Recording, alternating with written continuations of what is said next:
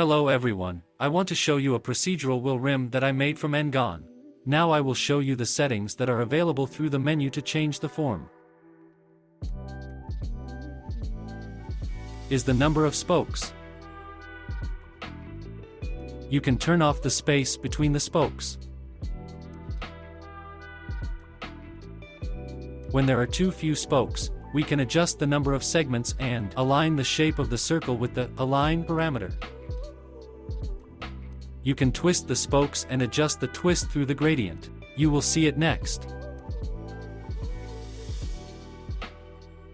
You can edit the thickness and expand the edges.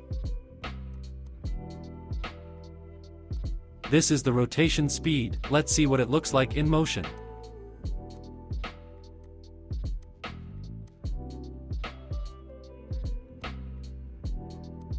Let's adjust the shape using the gradient curve. By adjusting the wave of the curve, you affect the shape. By moving, rotating, and scaling the settings locator, we can move, twist, and scale the edges of the wheel rim. Thanks for watching. If you want to support me and my channel, you can buy something on my Gumroad.